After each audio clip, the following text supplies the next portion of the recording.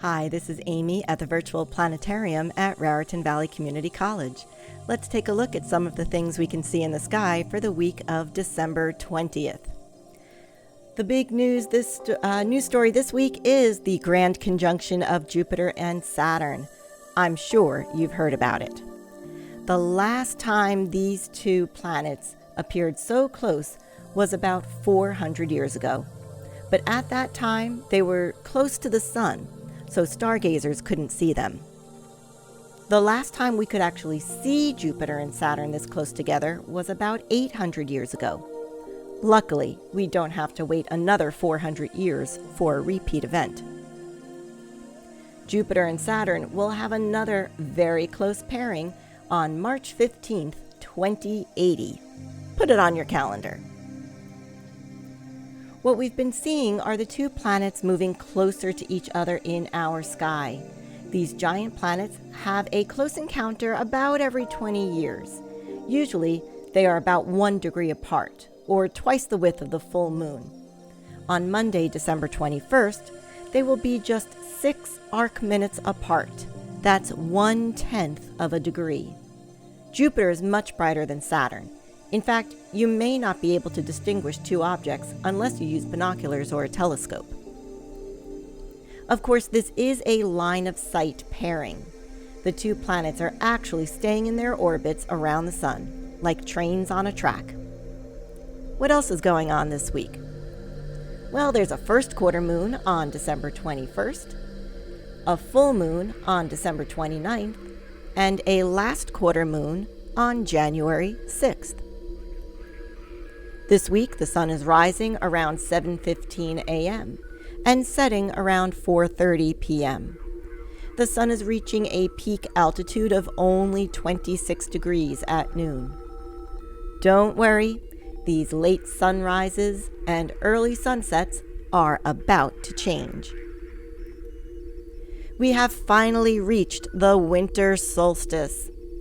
The sunrise and sunset times have basically been the same for a few weeks, but after December 21st, the number of daylight minutes starts increasing. This chart from timeanddate.com shows us the difference in the number of daylight hours from day to day. That's the column outlined in purple.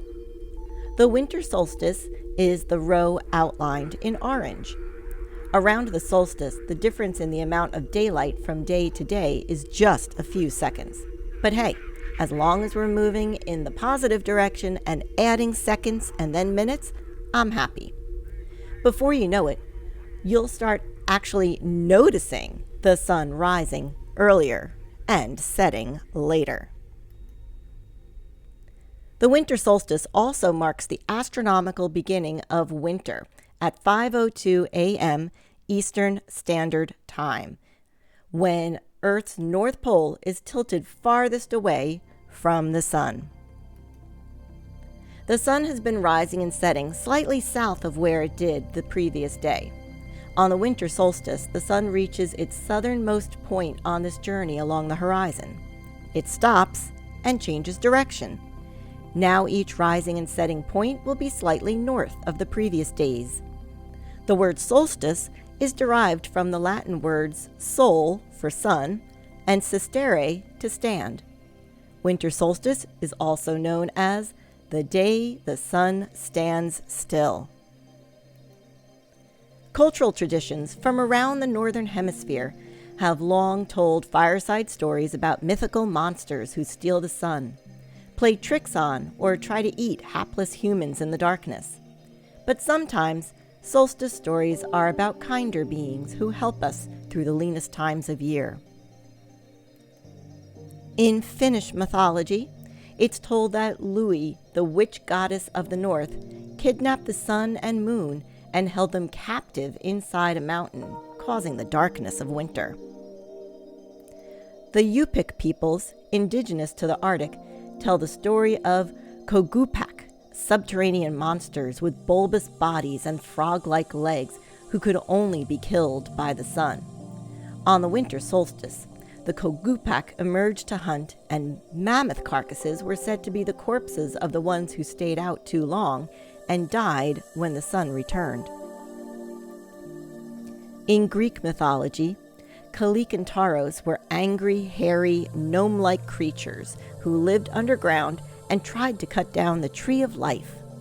Like the Kogupak, they could also be killed only by sunlight and emerged during the solstice to wreak havoc on homes and villages.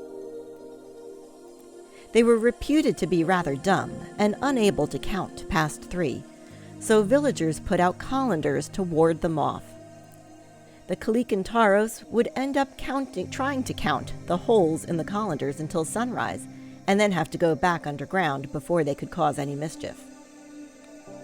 During winter solstice, there were also stories about kinder beings, and a variety of gods and goddesses were worshipped, like Tenantzin in Mexico, Calich Beru in Scotland, Horus in Egypt, and Spider Grandmother by the Hopi. The winter solstice has also been known to celebrate Earth's regeneration and rebirth, and the Scandinavian goddess Bewi is associated with health and fertility. It was believed that she traveled through the night in a structure made of reindeer bones with her daughter, Bewi Nea, to bring back the greenery on which the reindeer fed. For this reason, she was worshipped during this time of year. In Italian folklore, La Befana is a goddess who rides around the world on her broom during the solstice, leaving candies and gifts to well-behaved children. Placing a rag doll in her likeness by the front door or window entices her into the home. Biera is the personification of winter and the mother of all the gods and goddesses in Scottish mythology.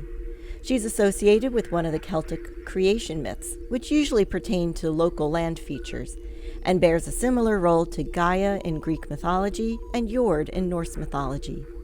She built the mountains of Scotland using a magic hammer, and Loch Ness was created when Biera transformed her negligent maid Nessa into a river, which broke loose and made the loch.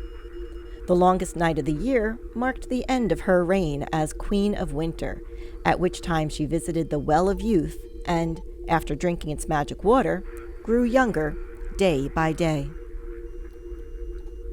Winter solstice is also a day that has been celebrated around the world for thousands of years in many different cultures. Some festivals include the Hopi Indian Festival of Soyal, the Polish celebration of Gadi, Greece's Brumalia celebration, Yule in Scandinavia, Chamos in Pakistan, and Saturnalia in ancient Rome are some additional festivals. All right, let's take a quick look at the sky. Jupiter and Saturn are closest on Monday, December 21st. Then we'll be able to watch them moving farther apart from each other, but only for a little while. By the first week of January, they'll be too close to the sun for us to see. Remember, this week, these two planets are only about 15 degrees above the horizon. If we go back to December 21st, they're only about 15 degrees above the horizon, and they're setting around 5:30 p.m. They're about 15 degrees above the horizon at 5:30 p.m. They're setting around 7 p.m. So make sure you have a good view of the southwestern sky to see the pair. Okay, so to sum up, just on December 21st, we've got the Jupiter and Saturn conjunction, a first quarter moon, and the winter solstice. I think we're all going to need a nap after that. Well, thank you for joining me in our virtual planetarium. Please subscribe to our channel, like our video, and share it with your friends. I look forward to seeing you in the real planetarium in the future. Until then, keep looking up.